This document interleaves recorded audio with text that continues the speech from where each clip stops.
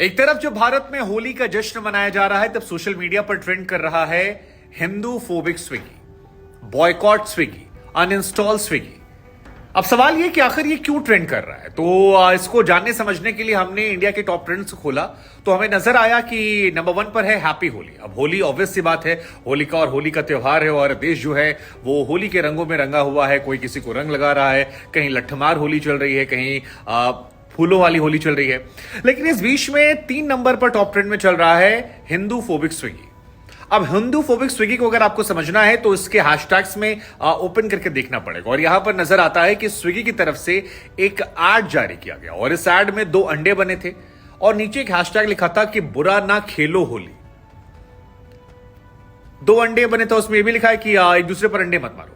अब इसके बाद बहुत सारे हिंदुओं की तरफ से यह कहना शुरू कर दिया गया कि ये एक मॉडर्न डे का ट्रेंड बन गया है, जहां पर गैर जरूरी ज्ञान को आप जबरदस्ती उड़ेल देते हैं और हिंदुओं के त्योहारों पर, हिंदुओं के पर्व पर उन्हें बेवजह की नसीहत देते हैं जो गैर जरूरी होती है, और एक नेगेटिव इंपैक्ट जो है वो हिंदू फेस्टिवल का बना दिया है। हालांकि ये शिकायतें बहुत तेरे हिंदुओं को हर बार होती है कि होली के त्योहार पर हर बार पानी का ज्ञान जो है वो उड़ेल कर दिया जाता है, दीपावली पर एटमॉस्फेयर, मौसम का ज्ञान दे दिया जाता है, होली के पर्व पर हर कोई कहता है यार पानी मत बहाओ, पानी को बर्बाद नहीं करना है, जबकि ये वही लोग हैं जो शावर में घंटों घंटों नहाते हैं या फिर वॉशरूम करने के बाद फुल फ्लश ऑन करते हैं और बहुत सारा पानी बहा देते हैं। ऐसे में ये लोग क्यों कह रहे हैं? और ऐसी बातें सोशल मीडिया पर लगातार चलने लगी। दीपावली से लेकर के दीपावली में हर बार पटाखों को लेकर इशू होता है और ये सारी चीजें हिंदू सेंट्रिक क्यों होती है। लेकिन ये सारी चर्चाएं चल रही थी, तभी लोगों ने स्विगी के बाकी एड्स भी निकाल दिए और दिखाया कि जब क्रिसमस का फेस्टिवल था तो कैसे सोशल मीडिया पर क्रिसमस को लेकर एक अच्छी सी पोस्ट जो है वो स्विगी की तरफ से की गई थी कि आप किसी को सरप्राइज देना चाहते हैं, किसी का सेंटा बनना चाहते हैं तो हमारे थ्रू आइए और यहां पर अपना प्रचार प्रसार कीजिए। ईद के मौके पर भी दिखाया गया कि देखिए किस तरह से खुशियां बांट सकते हैं आप, ईद का त्योहार है और तमाम चीजें। लेकिन जब हिंदुओं का त्योहार आता है, स्विगी की तरह ऐड दिखाया गया चारों में, तो फिर किस तरह से दोहरापन, दोगलापन जो है वो देखने को मिल रहा है। एक किसी यूजर ने यह भी लिखा कि ये एक मॉडर्न डे ट्रेंड है कि पहले हिंदुओं के फेस्टिवल को डिफेम करो, इसके बाद जब मामला थोड़ा ज्यादा बढ़ने लगे तो फिर एक अपॉलॉजी डाल दो, और बहुसंख्यक आबादी जो है वो क्योंकि थोड़ी सॉफ्ट होती, जल्दी माफ कर देती है, इसलिए रफा दफा हो जाएगा। हालांकि अब इस ट्रेंड को खत्म करें, ऐसी बहुत सारी बातें जो हैं वो चल रही है। तो हमें लगा कि कुछ टॉप ट्वीट्स जो हैं वो हम आपके लिए निकालते हैं और दिखाते हैं कि इस बॉयकॉट को लेकर फिलहाल क्या चल रहा है भारत में। तो तिवारी भैया करके यूजर हैं जिन्होंने कहा कि हाथों में एक प्ले कार्ड ले रखा और वो ये कह रहे हैं कि आप स्विगी को अनइंस्टॉल कीजिए, 3 और लोगों से बोलिए अनइंस्टॉल करने को, साथ ही 1 रेटिंग दीजिए, इनका दिमाग ठिकाने आ जाएगा। एक हिंदुओं का कोई पेज है, उन्होंने लिखा है कि ये मॉडर्न डे ट्रेंड है। युक्ति करके एक यूजर है, उनका ये लिखना है कि मैंने अनइंस्टॉल कर दिया, क्या आपने किया, और स्विगी को माफी मांगनी चाहिए। अंशुल जो यूजर है उन्होंने लिखा है देखिए कि ईद के मौके पर ये, क्रिसमस के मौके पर ये, लेकिन जब हिंदुओं का त्योहार आता है तो ये।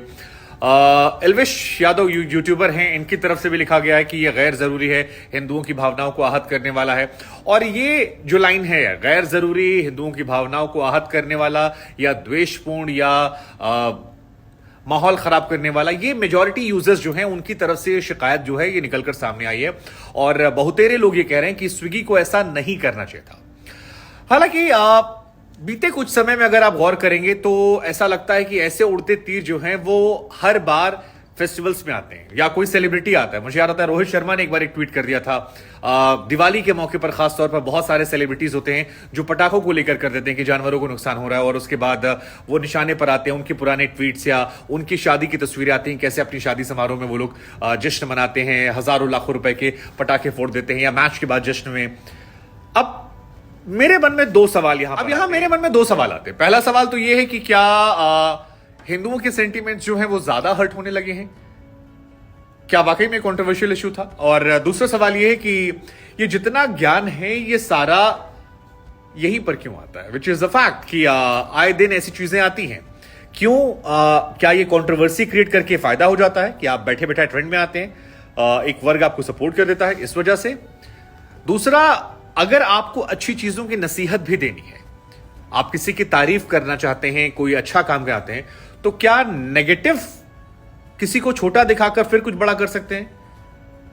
या कुछ खास मौकों पर, पर्वों पर, त्योहारों पर हम ये नकारात्मक बातों को क्या दरकिनार नहीं कर सकते?